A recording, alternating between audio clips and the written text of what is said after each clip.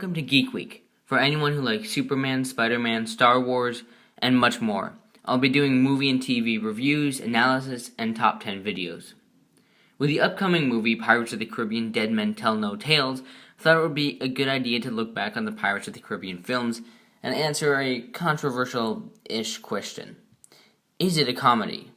Many people might immediately say yes, because Johnny Depp as Jack Sparrow is hilarious, and as the installments mounted, the action became more and more outrageous. Today, we'll tackle this question in 3 parts. 1. What makes a comedy? 2. What has Pirates of the Caribbean given us? And 3. Is it a comedy? On to part 1. What makes a comedy? We first need to know how to define a comedy to see if Pirates is one. Who decides the genre of a movie anyway? Well, anyone, really. There's no one who specifically sets the genre of the movie. The studio, the audience, and the critics all decide the genre for themselves. That's why a movie could appear as a comedy on one website and as a drama on another. So, we'll be developing our own interpretation of what a comedy is. We also have to keep in mind that there are many types of comedy, including slapstick, screwball, and, yes, black comedy. Not that black comedy. According to the Script Lab, comedy is a genre of film that uses humor as a driving force. The aim of a comedy film is to elicit laughter from the audience through entertaining stories and characters. Although the comedy film may take on some serious material, most have a happy ending. Comedies are more likely than other films to fall back on the success and popularity of an individual star. This seems like a pretty solid all-around definition, so we'll use this. They also have definitions of each type of comedy. On to part 2. What has Pirates given us? Let's analyze this sentence by sentence. Quote, comedy is a genre of film that uses humor as a driving force. The aim of a comedy film is to elicit laughter from the audience through entertaining stories and characters. Okay, so while the Pirates films certainly have entertaining stories and characters, especially the sequels, is its goal to make the audience laugh? Well, maybe. And definitely the latter films, which got kind of crazy. Let's take the first film, though. You could definitely say its purpose was to make the audience laugh. So let's look at the next sentence. Although the comedy film may take on some serious material, Pirates does, most have a happy ending. This first movie does have a happy ending. Spoiler, Jack gets away, kills Barbossa supposedly, Will marries Elizabeth, and they all live happily ever after, until the next movie. Entertaining? Check. Happy ending? Check. Now the most important sentence of all, pertaining the most to Pirates of the Caribbean. Comedies are more likely than other films to fall back on the success and popularity of an individual star. At first glance, you might think, yes, Pirates of the Caribbean is a comedy. Just look at Johnny Depp, the whole movie. But before you put down your computer or phone, tablet, or look up another dumb video, let's see if the film actually does focus on Johnny Depp. According to Wikipedia, the role was not even intended for Depp. The role was originally written especially for Hugh Jackman, thus the name Jack Sparrow. However, he was not well known outside his native Australia, so Disney cast the more famous Depp as Jack. Depp found the script quirky. Rather than trying to find treasure, the crew of the Black Pearl were trying to return it in order to lift their curse. Also, the traditional mutiny had already taken place. Initially, Sparrow was, according to Bruckheimer, a young Burt Lancaster, just the cocky pirate. Just a cocky pirate. Try to imagine Hugh Jackman doing this. Thank God that didn't happen. But apparently it wasn't even going to happen.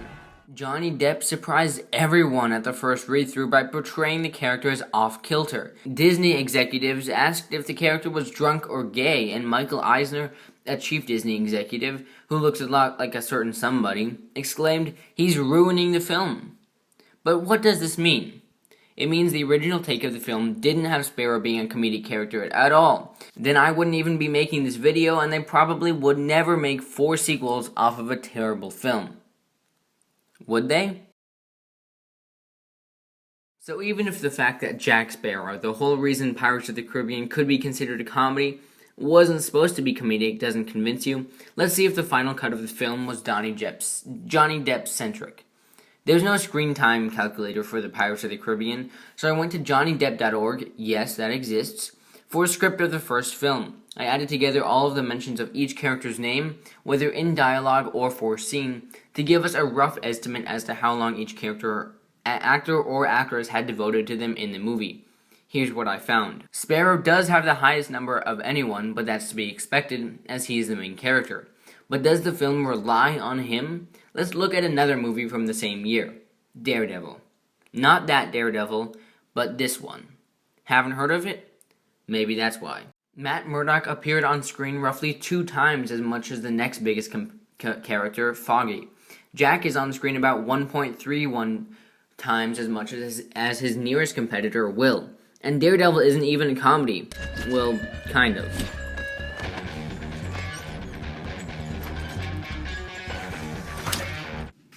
Part 3. So is it a comedy? Pirates of the Caribbean isn't really a comedy except for the main character, Jack. Except he's not even the center of the movie. In At World's End, the 3rd movie, he doesn't appear until 33 minutes into the flick. Aside from all of that, just look at the reviews. What do the critics say? According to the Pittsburgh Post-Gazette, although Sparrow delivers a handful of funny quips or innuendos, On Stranger Tides tilts more toward adventure than comedy. The audience is left wanting more of Sparrow's patented slurry silliness and outrageous stunts or even streamlined scenes in which Mr. Depp and Miss Cruz engage in sword and wordplay. And on Google itself, the films are all listed under a genre of fantasy/action, not comedy. But if you want to count the actual number of funny moments in Pirates of the Caribbean, then look no farther than the interweb. When you look up videos of Pirates of the Caribbean funny moments, you'll find videos from 4 minutes to 12 minutes long. Not much for a comedy movie. When you search full-on comedy movies like Monty Python and the Holy Grail or Central Intelligence, wow. Those funny clip compilations are 1 hour, 28 minutes and 24 seconds and 1 hour, 14 minutes and 15 seconds respectively. Interesting. Sorry to burst your bubble, fans of Johnny Depp.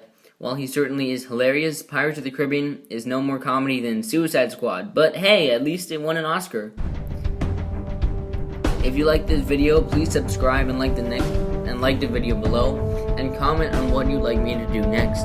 I'll probably be doing an impromptu review of Dead Men Tell No Tales after I see it Friday, and might work on a Wonder Woman video after that. See you next time on Geek Week.